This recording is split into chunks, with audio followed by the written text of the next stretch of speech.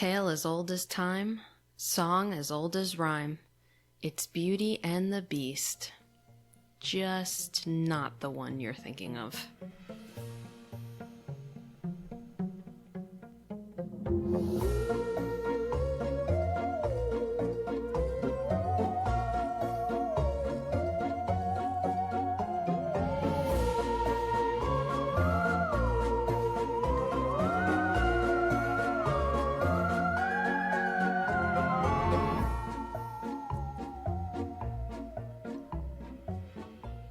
Hello, friends, and welcome to Horror Story Podcast.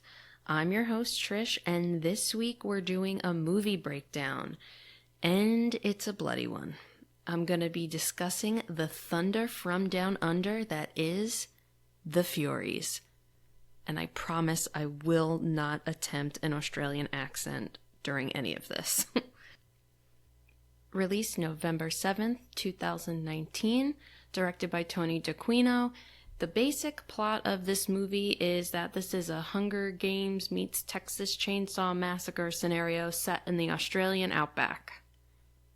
6 women have been abducted and are being hunted by various masked brutes as they fight to be the last final girl standing. This movie gets a 10 out of 10 on the gore factor, with an awesome practical effects team led by Larry Van Dunhoven. The soundtrack is provided by Kristen Axelholm and Kenneth Lampel, who have composed a handful of songs for the band Foreigner. The score in this movie is kind of the classic heavy horror movie score, which I feel stands up to the fast pace of the movie. There isn't too much variation of the tracks, but I thought it was still effective. I first watched this on Shudder in 2020. Every October, I like to try and watch 31 horror films in 31 days, and this was one of the films I happened to watch then. I honestly really love this movie. It's super fast-paced, it's super gory, and you can tell the director has a deep love and respect for the horror genre and slasher films of the 70s and 80s, which comes across plain as day in the film. Alright, so let's jump right in. In our opening scene, we see a girl running for her life through a forest, which it's worth noting that throughout this movie, there's a lot of darkness thematically and a lot of gore, but it's all happening in broad daylight. And the setting for this film is a forest full of ghost gum trees. This type of tree is really tall, slender, and stark white. It's a really interesting juxtaposition to what's happening inside the forest, and it really makes you feel like you have nowhere to hide and you just have to keep moving. So the girl is running, and of course we immediately see one of the classic horror movie tropes, female protagonist falling mid-chase. She stumbles, injures herself, and just cannot recover. The killer closes in, and just when you think killer number 1 is about to take her out, killer number 2 shows up and begins to fight the first killer. The two duel, and killer number 1 is eventually taken down. Killer number 2 doesn't immediately kill the girl. We see him actually carry her in his arms and walk away, almost like a trophy. And people, I'm not being lazy with the names of the killers here. These two are actually listed in the movie credits as killer number 1 and killer number 2. So there. The sightings of the first 2 killers really set you up for high expectations. They're dirty and dressed kind of plainly, but both wearing these striking masks. I really love the costumes of each killer in the movie.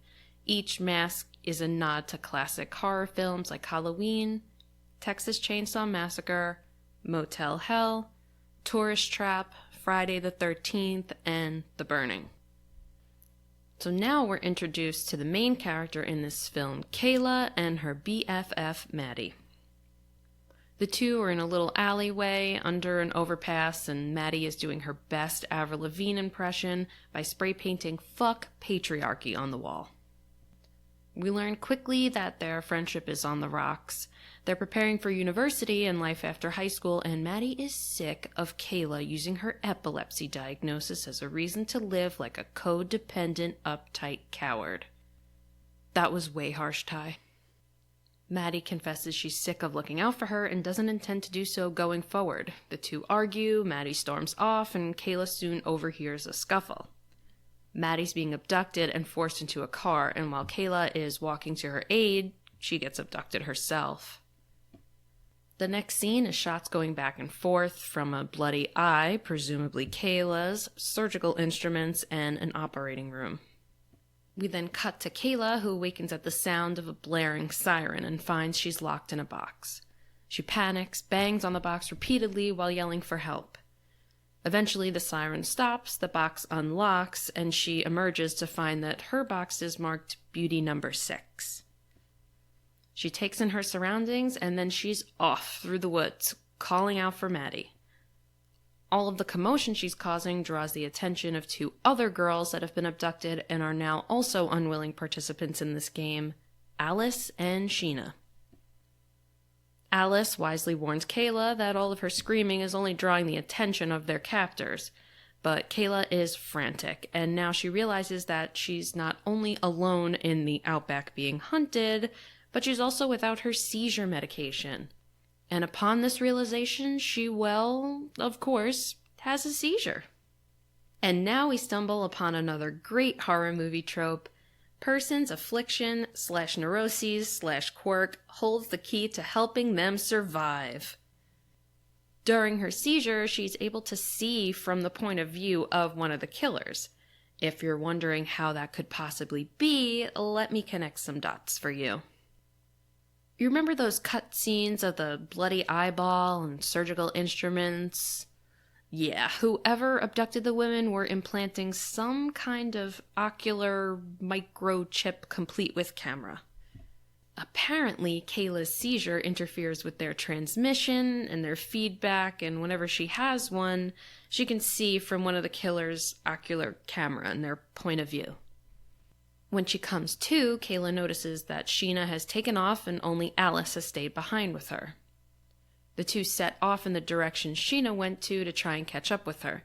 Kayla asks Alice why she decided to stay behind with her, and Alice immediately drops her Australian accent and dips into a southern one and says, "Have you ever been pigging?" She tells Kayla that during pig hunting, when you sick the hunting dogs loose, that the hunting dogs don't tend to go for the biggest pig, but they go for the slowest pig, alluding to the fact that she only stayed with Kayla because of her seizures, in hopes that if the girls are being chased, Kayla will have one, fall behind, and leave Allison out to escape. What a peach that Alice is. During this exchange, the girls notice another box nearby, but this one is marked Beast Number 6. Beast 6 is one of the killers named Rotface, and he happens to be lurking nearby. The girls duck behind the box, hoping to wait him out. At this time, Kayla begins to have another seizure, and Alice decides she's going to run for her life and hope that the beast decides to go for Kayla instead of chasing after her. And now, people, we've reached one of the best, most grotesque practical effects shot in any horror movie. Rotface chooses to pursue Alice, catches up with her, and traps her against a tree. He then slowly takes his axe and drives it across her face, slicing it off. It is gruesome, gory, and such a testament to the director and practical effects team on this movie. It's also a shot that made the director question if he had gone too far, but it's really good. Gross and disturbing, of course, but good. So good that it won Best Death at UK's Fright Fest in 2019. Eventually, Kayla wakes up, takes off running, and reaches the edge of the forest, where she learns another use for the weird ocular implant microchip thingy the hard way.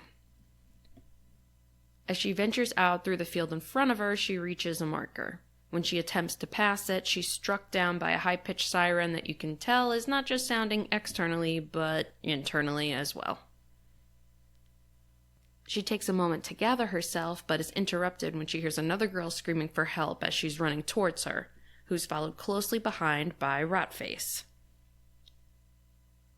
Rotface proceeds to toss his axe into the girl's back and then wave at Kayla. But he doesn't wave in a "you're next" sort of way. He does it in a friendly, neighborly, "you're welcome" sort of way.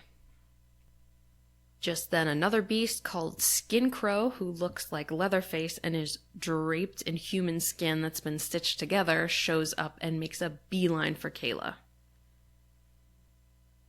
Surprisingly, Rotface steps in to protect Kayla. When the killers fight, Kayla takes hold of the girl, whose name is Sally, helps her to her feet, and the two begin to run back into the forest in hopes of finding some kind of shelter. The two killers fight, and Rotface kind of gets his ass beat, and Skin Crow walks off to find the girls. And for anyone who wants to take a glance while they're listening, on the podcast Instagram, I uploaded a post for this episode, and it has pictures of all the beasts, so you can kind of put a face to a name here. Back in the forest, Kayla tries her best to help Sally by hiding her inside the nook of a tree and covering her with some brush. Kayla leaves Sally for a moment to find help, but it's a moment too long.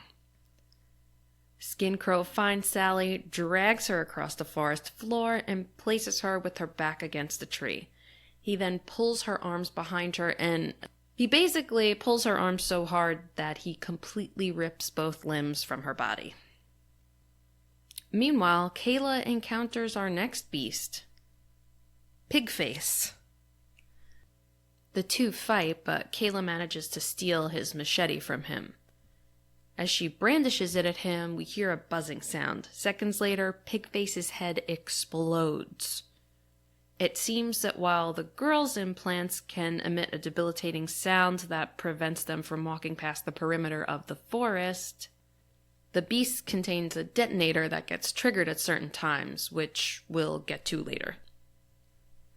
Machete in hand, Kayla continues on further through the woods and stumbles upon a ghost town. She notes the empty, dilapidated buildings and a town map that marks an entrance to a gold mine. She enters one of the buildings, which is basically a large shed, and gets surprised when another girl, Jackie, who had been hiding out there, sneaks up behind her. Thinking it was one of the beasts, Kayla turns, swings her machete, and kills the girl.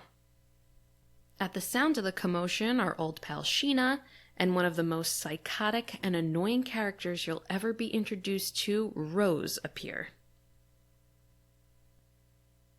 Kayla begins to have another seizure, and during this one, she sees from the point of view of a killer who seems to be protecting and hiding Maddie in the mine. When she comes to, Sheena has left her ass for dead yet again. While Rose, who looks 23 and acts 6 years old, pouts and sits with her knees pulled up to her chest on the floor. Rose introduces herself to Kayla and immediately says, "I stayed with you. We're friends now." And I'd say that's just a red flag for Rose right off the bat. As the two get acquainted, they realize they both remember being in this sort of crude operating room and having a procedure done to their eye. Kayla, badass that she is, takes a friggin' spoon that she finds in the shed and walks towards Jackie's dead body on the floor beside them. She uses the spoon to scoop out one of Jackie's eyes, allowing Kayla and Rose to both see the ocular implant firsthand. Kayla realizes that whoever has done this is watching the girls through the implant. The camera cuts to a person behind a desk watching 12 cameras, 6 showing the point of view from the girls, and 6 from the point of view from the killers. The feed of this hunt is clearly being filmed and streamed for entertainment, but it's pretty much the only glimpse we get of the individuals who've orchestrated this. Sheena decides to make her way back into the mix, hiding from a killer that she spotted. Kayla, ever insightful, says, "They're hunting us," to which Sheena replies, "No shit." But then Kayla further unravels the situation by showing her Jackie's eyeball with the implant attached. The girls finally piece together the rules of the hunt. Each girl was placed in a box labeled Beauty, with numbers ranging from 1 through 6, and the killers in boxes labeled Beast, also numbered 1 through 6. Each girl is paired with a beast who is her protector. It's a game to see which pair survives. Every time a girl dies, their beast dies, which is why Rotface tried to save Kayla from Skin Crow, and why when Skin Crow killed Sally, moments later, Pigface's head exploded, leaving us to assume he was Sally's protector. You had one job, Pigface. Through the window of the shed, Sheena catches a glimpse of Skin Crow, who is actually Sheena's protector, although she doesn't know that yet, and motions for the girls to hide.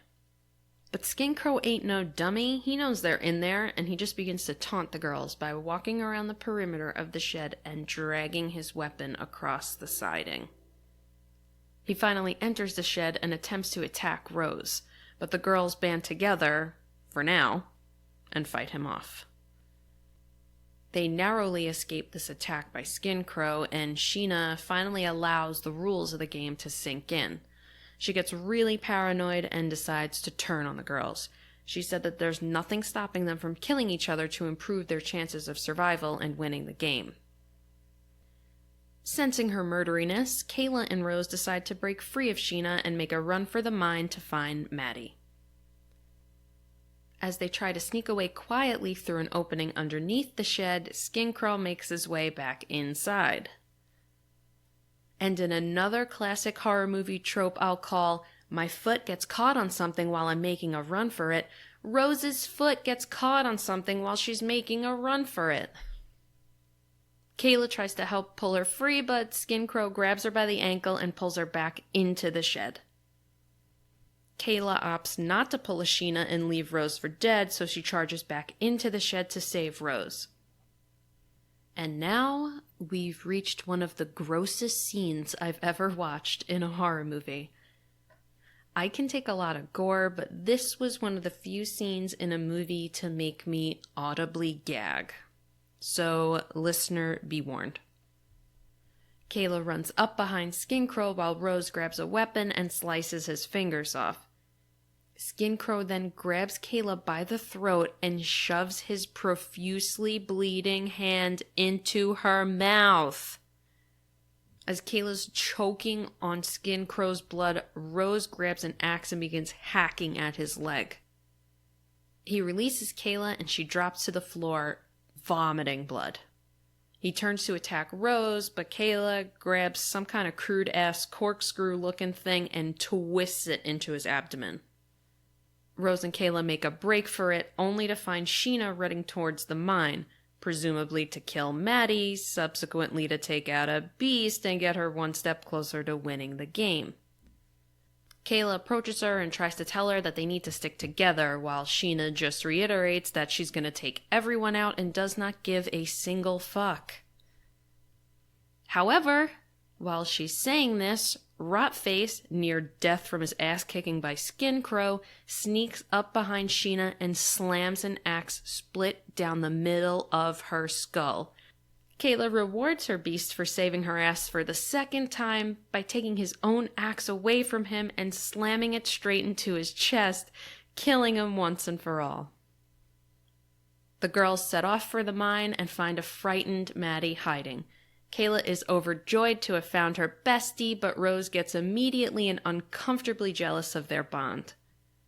It's here we get to see our final beast donning a barn owl mask, appropriately named Owlie. He's Maddie's beast and the one that Kayla saw hiding her in the mine during her seizure.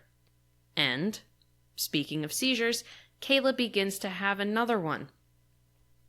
While Maddie catches Kayla and helps her to the ground, Rose runs behind Maddie and slices her throat with a knife, not only killing her, but triggering the detonator that kills Owlie immediately after. Kayla comes to and realizes that Maddie is dead, and Rose admits to killing her to help them survive. Rose, devoid of all emotion, asks, "What do we do now?" Kayla screams at Rose, telling her that she never wanted to save Rose. She only always wanted to save Maddie, and that she should have let her die when Skin Crow got a hold of her in the shed. Rose, devastated that her and Kayla aren't going to ride off into the sunset together and braid each other's hair, storms off into the woods, screaming into the sky like a friggin' maniac. Kayla, alone and totally broken, walks back to the edge of the forest. With the knife in hand, she cuts out her eye to remove the implant so she can walk past the barrier without the siren sounding. Rose is the only remaining girl in the woods. Screen goes dark, and we hear a voice say, "Prepare the winner for the next match." And we're left to assume that Rose must continue to fight on in another round. And here's where I wish the film would have ended. But it cuts to replay footage of Alice's kill, buffering and all glitchy, and then we see a man at home trying to watch the footage.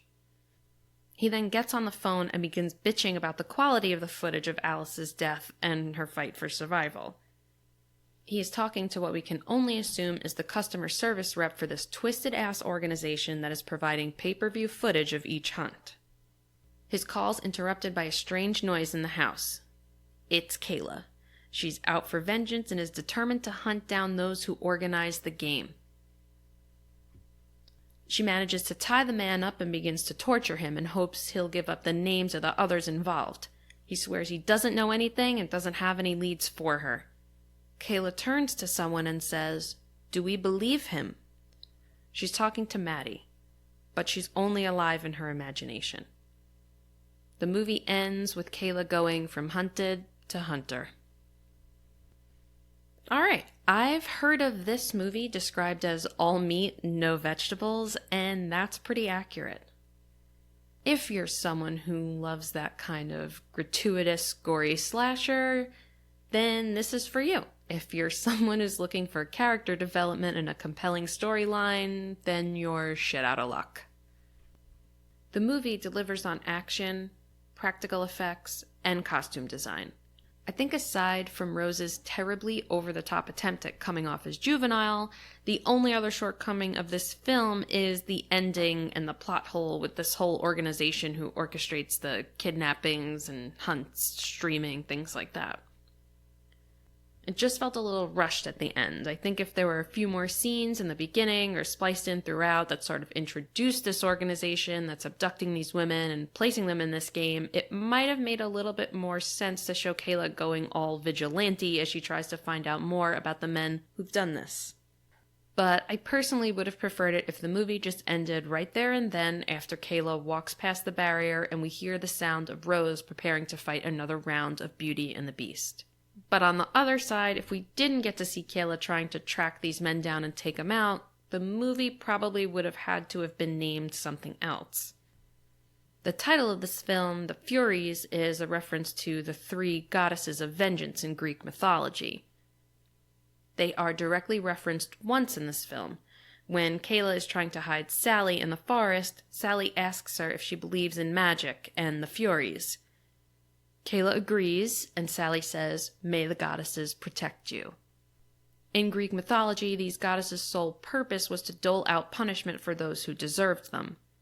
They're said to be cruel, but fair. Kayla definitely embodies their spirit at the end of the film when she sets off to exact her own justice and take down the men that did this to her. Critiques aside, I really do love this movie, and I love the director's commitment to have this be a female-driven slasher movie that showcases the women as fighters who take their fate into their own hands. They're not just these ditzy stereotypes bouncing around the woods scantily clad, waiting for someone to save them. I think Lee Dodds did a great job playing Kayla. She captured the same strength and vulnerability that Laurie Strode had in Halloween. The same kind of strength and vulnerability you hope to see in any final girl. She goes from reserved and cautious to absolute badass, and I think she makes a truly awesome final girl. If you're looking for somewhere to watch this film, and I hope you do, it is available on Shudder, and I also believe it's available on Tubi TV. That is Tubi TV. Well, all right, that wraps up this week's episode. Please make sure you follow the pod on your preferred streaming platform and on Instagram @HorrorStoryPod. Thanks so much for listening. I'll see you next time, and stay spooky, friends.